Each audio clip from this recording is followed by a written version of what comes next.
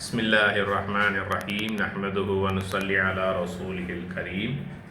கண்ணியத்திற்குரிய சகோதரர்களே, வெள்ளிக்கிழமை என்பது நாட்களிலேயே மிக மிக மகத்தான சிறப்பான நாளாகும்.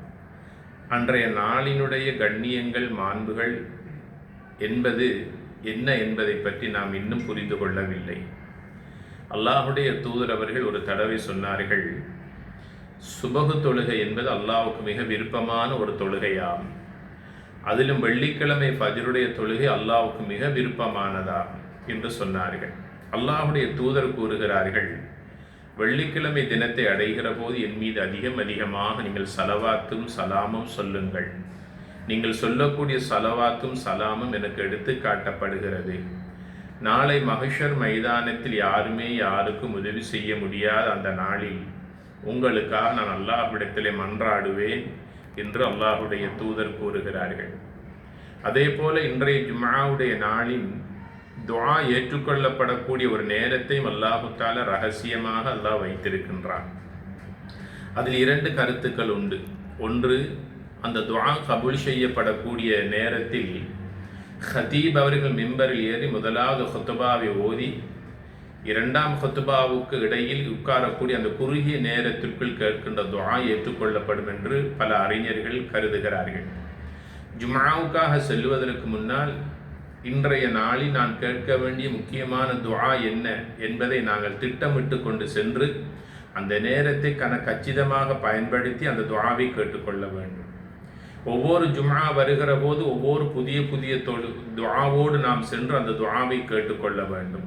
சென்ற வாரம் கேட்டதை இந்த வாரம் கேட்கக்கூடாது, இந்த வாரம் கேட்பதை வருகின்ற வாரம் கேட்கக்கூடாது. வாழ்க்கையில் பல தேவைகளோடு வாழுகின்ற நாங்கள் ஒவ்வொரு வெள்ளியிலும் ஒவ்வொரு துஆவை அல்லாஹ்விடத்தில் சமர்ப்பித்து விட்டு, அல்ஹம்துலில்லாஹ், நான் கேட்டு விட்டேன், அல்லாஹ்விடத்தில் நான் ஒப்புவித்து விட்டேன், அல்லாஹ் என் தேவைகளை நிறைவேற்றுவான் என்ற திருப்தியோடு நாம் வர வேண்டும். இரண்டாவது நேரம் மகரிபுடைய ஜும்ஆவுடைய மகரிபுக்கு முன்னால் அசருக்கும் மகரிபுக்கும் இடையிலே கேட்கின்ற துஆக்கள் அல்லாஹ்விடத்தில் கபூலாகக்கூடியதாக இருக்கிறது. இப்படியான பல சிறப்பம்சங்கள் நிறைந்த ஒரு நாள் தான் ஜும்ஆவுடைய நாள். இந்த ஜும்ஆவுக்காக அசான் சொல்லுவதற்கு முன்னாலே மஸ்ஜிதுக்கு நாங்கள் சென்று விட வேண்டும். காரணம் என்ன தெரியுமா? அல்லாஹ்வுடைய மலக்குகள் பள்ளியின் நுழைவாசலிலே பதிவு புத்தகத்தோடு நின்று கொண்டிருப்பார்கள்.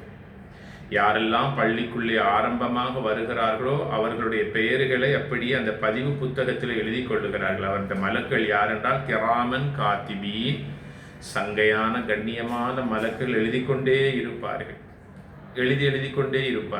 எதுவரைக்கும் எழுதுவார்கள்? ஹதீப் அவர்கள் மிம்பரில் கால் வைத்து ஏறுகின்ற நேரம் வரைக்கும் வருகின்றவர்களுடைய பெயர்களை அப்படியே எழுதி கொண்டே இருப்பார்கள். ஹதீப் அவர்கள் மிம்பரில் ஏறிவிட்டால் அந்த புத்தகத்தை அப்படியே மூடி வைத்துவிட்டு மலக்குகள் மனிதர்களுடைய வேலையை பார்க்காமல் அல்லாஹ்வுடைய அந்த கடமையை செய்வதற்காக அவர்களும் வந்து பள்ளியிலே ஹுத்பாவை செவிமடுக்க ஆரம்பிக்கிறார்கள்.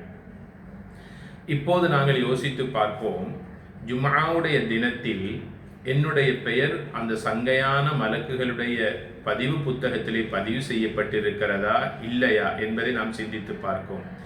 ஒரு வாரமா, 2 வாரங்களா, எத்தனை பல வாரங்களாக எத்தனை ஜும்ஆவுடைய நாளில் இப்படியான தவறை நாம் செய்து கொண்டிருக்கிறோம் என்பதை சிந்தித்து பாருங்கள்.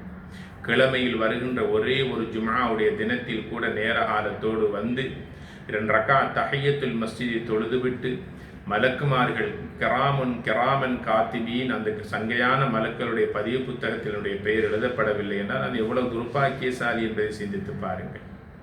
அடுத்த முக்கியமான ஒன்று, அல்லாஹ்வுடைய தூதர் கூறுகிறார்கள், யார் ஒருவர் பொடுபோக்காக, கவனஈனமாக, அலட்சியமாக 3 ஹுத்பா ஜும்ஆக்களை இழந்து விடுகின்றாரோ அவர் மறதியாளர்களில் ஒருவராக, அலட்சியமிக்கவர்களில் ஒருவராக அவர் கருதப்படுகிறார். மட்டுமல்ல, அவருடைய உள்ளத்தில் அல்லாஹு தஆலா சீல் வைத்து விடுகிறான், முத்திரையிட்டு விடுகிறான் என்று அல்லாஹ்வுடைய தூதர் கூறியதாக சஹீஹ் அல் ஜாமி' இந்த ஹதீஸ் பதிவு செய்யப்பட்டிருக்கிறது.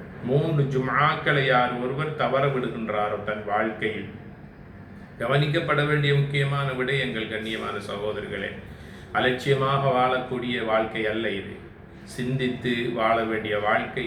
ஆகிராவுடைய நிரந்தரமான வாழ்வுக்காக இந்த உலகத்தை நாங்கள் அர்ப்பணிக்க வேண்டி இருக்கிறது. ஆக கேட்ட விடயங்களை கவனம் செலுத்துவோம்.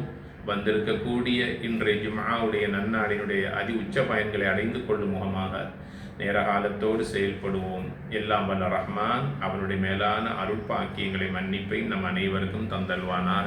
வஸ்ஸலாமு அலைக்கும் வரஹ்மத்துல்லாஹி வபரகாத்துஹு.